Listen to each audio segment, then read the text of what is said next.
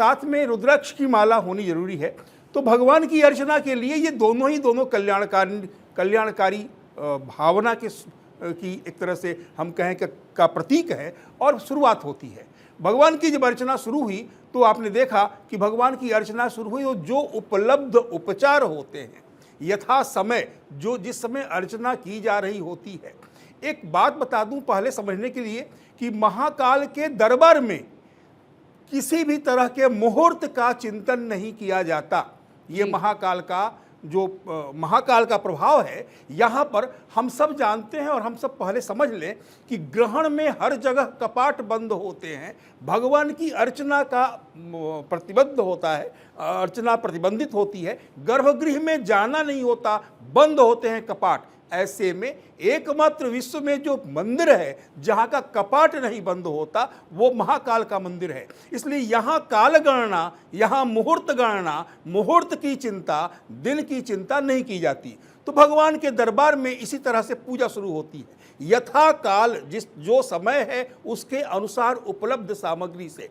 भगवान की जिस तरह सामग्री हुई, पहले अपने को हम शरीर की शुद्धि करते हैं। मन की शुद्धि बहुत कठिन है, मन की शुद्धि के लिए निरंतर अभ्यास की आवश्यकता है। और सामने स्क्रीन पर प्रधानमंत्री जी उस मन को सिद्ध करना, मन को पवित्र करना, उसके लिए साधना कर रहे हैं। उस साधना का नाम भगवान के नामस्मरण का, भगवान के जप का दिखाई पड़ रहा है, जपमाला हाथ में भगवान प्रधानमंत्री जी के। तो खैर ये जो है शरीर की शुद्धि करना, शरीर की शुद्धि करने की क्रिया में हम जो पवित्री धारण करते हैं, फिर पवित्र अभिषेक करते हैं अपने माथे पर, उसके बाद आचमन करते हैं अंतः शरीर की शुद्धि के लिए। वहाँ से ये शुरुआत होती है। उसके बाद भगवान की अर्चना शुरू होती है। भगवान की अर्चना के ठीक पहले हमारे शरीर में भगवान शिव तत्व का वास हो, इसके लिए न्यास किया जाता है। तो प्रधानमंत्री जी का न्यास कराया गया था। उसके बाद जो गंध पुष्प अक्षत नैवेद्य आदि से भगवान का पूजन हुआ, भगवान का समर्चन हुआ। भगवान की इस समर्चना के बाद प्रार्थना की गई। हो सकता है कुछ गलती हो गई हो भगवान अज्ञानता में या फिर किसी प्रमादवश, और उस जैसे होता है ना, अखिल ब्रह्मांड नायक के सामने एक छोटे से देश का प्रधानमंत्री उपलब्ध है, एक मनुष्य उपलब्ध है, तो उसने कुछ गलती कर सकता है और इसलिए ये पूजा पूरी होती है। बिल्कुल। तो तमाम मेहमान हमारे साथ लगातार बने हुए हैं। अदिति, आपके पास आऊंगी क्योंकि ये विशाल परिसर होगा। अगर अभी की बात करें तो जानकारी यही है कि अगर आप पूरा भ्रमण करना चाहें तो आपको 8 घंटे तक का वक्त लग सकता है। और इसी के साथ तकनीक से भी बखूबी इसको जोड़ दिया गया है कि प्रत्येक मूर्ति का वर्णन आपके मोबाइल ऐप पर आप डाउनलोड करके अपने मोबाइल पर एक ऐप के जरिए हर मूर्ति की विशेषता क्या है ये समझ पाएंगी, ये सुन पाएंगे। तो ये अपने आप में जहां एक भव्य परिसर का निर्माण है, वहीं इसे डिजिटलाइज भी बड़ी ही बखूबी और खूबसूरती के साथ किया गया है। देखिए, इसमें बात जिस तरह से आपने मुझे डिजिटलाइजेशन की बात की, कैसे इसको हाईटेक भी बनाया गया है जी। पिछले कई और भी बहुत सारे जो मंदिर का निर्माण या किसी भी चीज़ का निर्माण हुआ है उसको अपने आप थोड़ा हाईटेक किया गया है। दरअसल होता क्या है कि मंदिर को आज से पहले किससे लेके जोड़ा जाता था? बुजुर्ग लोगों से लेके जोड़ा था। कोई ऐसे लोग जिनको व्हील चेयर पर ले जाया जा रहा है, बुजुर्ग हैं। कहीं ना कहीं युवाओं को भी इससे जोड़ना, उनके लिए उसको आसान बनाना, और उससे पहले जो आपने इसकी भव्यता किया, इसकी हाईटेक होने की बात की, 3 मंजिलें होने की बात की, आपने कितनी मूर्तियां, और यहाँ पर 2 और ऊपर फर्स्ट फ्लोर पे, सेकंड फ्लोर पे शिवलिंग हैं जो साल में एक ही बार खुलते हैं, इनके दर्शन एक ही बार होते हैं। तो अलग अलग तरीके से, जैसे गर्भ में महाकाल हैं, उसके अलावा भी हैं, और इसके अलावा कितनी बड़ी बड़ी मूर्तियां यहाँ पे बनाना। तो कई ऐसा भी हो सकता है कि आप अपने 10 लोगों की फैमिली के साथ जा रहे हैं, जिसमें 7 लोग तो बाबा के दर्शन के लिए जा रहे हैं, लेकिन 6 बच्चे ऐसे हैं, युवा हैं, जो शायद उस मंदिर परिसर को देखने के लिए जा रहे होंगे। तो ये एक आकर्षण का कि दूसरी बड़ी बात है, मैं तस्वीरों में बोले बिना रह नहीं पाऊंगी। जब से प्रधानमंत्री मोदी अंदर आते हुए देखा और उसके बाद जो ये पूजा अर्चना हुई, आज ये प्रधानमंत्री इनको ना कहा जाए तो भी ठीक है, क्योंकि ये तपस्वी एक साधक के रूप में है। आपने इस पूरे जो ये चल रहा था, मंत्रोच्चारण चल रहे थे, आपने देखा लगातार प्रधानमंत्री मोदी खुद भी मंत्रोच्चार कर रहे थे। कई बार ये जो मंत्रोच्चार जो ये इतने विद्वान पंडित करते हैं, तो वो आपको, हमको या किसी को भी जो बहुत ज्यादा इनको समझते हैं वो भी नहीं समझ पाते, लेकिन प्रधानमंत्री मोदी लगातार पंडित के साथ मंत्रोच्चार कर रहे थे। आप देखें कि वो यहाँ पर, और अगर क्योंकि जैसे अभी पंडित जी ने बताया कि हम साफ मन के बिना शिव की पूजा या हम जिस तरीके से नहीं कर सकते, उसका एक तरीका होता है। और जाहिर तौर पे आप मंदिर जा रहे हैं, आप तमाम वो सारी चीज़ें भूल के, अगर हम इसको थोड़ा सा इस तरीके से समझें कि देश के निर्माण की बात प्रधानमंत्री नरेंद्र मोदी करते हैं, और वो निर्माण के लिए आइडिया की ज़रूरत होती है, उस निर्माण के लिए शक्ति की ज़रूरत होती है, उस निर्माण के लिए मस्तिष्क में शांति की ज़रूरत होती है। शायद आज भी जिस तरीके से ये साधक, जिस तरीके से तपस्वी रूप में आज यहाँ बैठे हैं, वो भगवान शिव से जिनकी अपार शक्ति उनसे मांग रहे हैं कि आप हमको सही रास्ता, सही आइडिया और इस देश को वहां तक ले जाने की शक्ति दीजिए जहां पर जिसका हम विजन करते हैं, जिसके बारे में हम सोचते हैं। क्योंकि बिना शक्ति, बिना सही रास्ते, बिना वो विजडम जिसे कहा जाता है, वो सब जो आज प्रधानमंत्री मोदी, अगर हम इस तस्वीर का वर्णन करें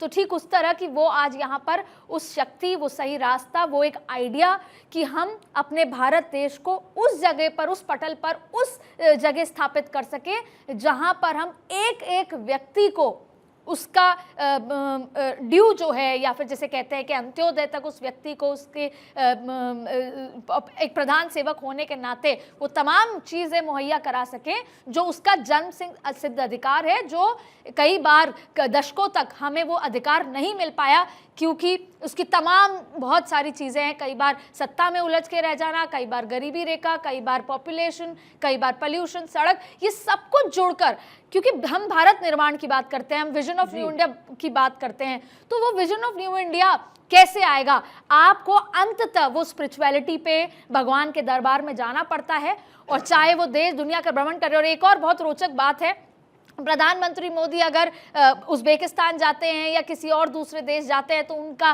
पहनावा जो होता है वो एक अलग तरीके से होता है।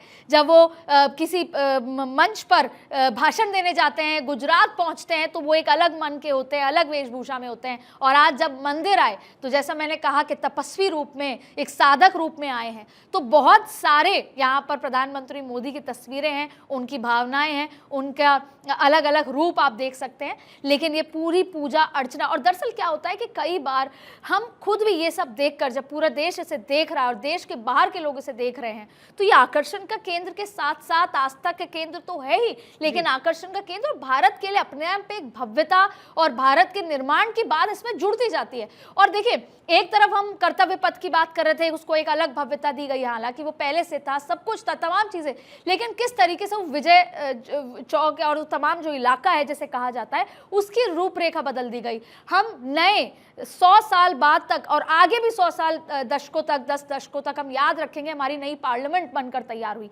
हर जगह निर्माण की बात है। जब ये 3 बार के मुख्यमंत्री थे तब इन्होंने गुजरात में रहकर वो इंटरेस्ट एरिया भी, आप पॉलिटिकल लीडर हैं, आपको सिर्फ सड़कें, ब्रिज, ये सब बनाने की चिंता होती है, पर आपने सोमनाथ से लेकर तमाम चीज़ों को और भव्य बनाया और आकर्षण का केंद्र बनाया और लोगों के लिए मुहैया कराया, उनके लिए आकर्षण के साथ साथ सुविधाएं उपलब्ध कराई। डिजिटलाइजेशन की बात करते हैं, एक सुविधा है आजकल के लोगों की कि हम ई टिकट बुक करा सकें, हम ये समझ सकें कि कितना अभी भीड़ है, नहीं है, कहाँ जाना है, कई बार हम नेविगेशन समझ, ये सब जनता को हम समर्पित की बात करने की बात जब करते हैं, तो ठीक उसी तरह जब उनके लिए ईजी हो जाए, चीज़ें डिफ़िकल्ट ना हो, हमें पता हो कि टिकट विंडो कहाँ है, हम व्हील चेयर के लिए कैसे कर सकते हैं, अगर हम इतने बड़े प्रांगण जहाँ पे 8 घंटे लगते हैं, वहां पर अगर हमें अपने बुजुर्गों को ले जाना है तो हमारे पास क्या कोई अंदर जो कार चलती है वो कैसे मिलेगी?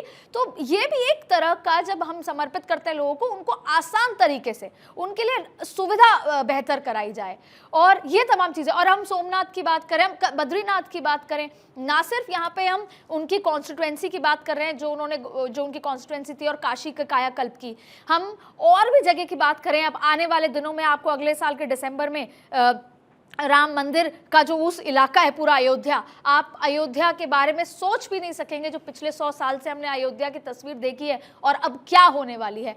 और उसके अलावा बर्फानी बाबा की बात करें, जो पूरा केदारनाथ की बात करें, वो पूरा इलाका बदल देना, तो ये उनका एक इंटरेस्ट एरिया है कि लोग आज भी भारत में आस्था को पूरी तरीके से, और अंततः वही सच है, तो ऐसे में लोगों को कितनी आसानी हो सके उनको समर्पित करने से पहले ये देखना कि जब लोग आए तो उनका मन कितना खुश प्रफुल्लित होगा ये सब देख के। लेकिन एक बार फिर मैं यहाँ कहूंगी कि अगर इसके दूसरे मायने देखें तो मध्य प्रदेश बेहद महत्वपूर्ण राज्य भी है, और यहाँ से ना सिर्फ मध्य प्रदेश बल्कि पूरे देश को 2024 से पहले एक बड़ा संदेश प्रधानमंत्री मोदी ने अपने तरीके से दिया। लेकिन आज का दिन शायद अगर हम आंकड़ों की, वोट की या कॉन्स्टिट्यूएंसी की या 2024 की उस पॉलिटिकल लड़ाई की बात ना करें, लेकिन फिर भी देखिए हर एक चीज के अपने मायने होते हैं और उसमें कि बड़ा मायना निकल कर लगातार तमाम बारीकियों की बात कर रहे हैं, और जहां काशी विश्वनाथ का जिक्र आता है, सोमनाथ का जिक्र आता है, वहीं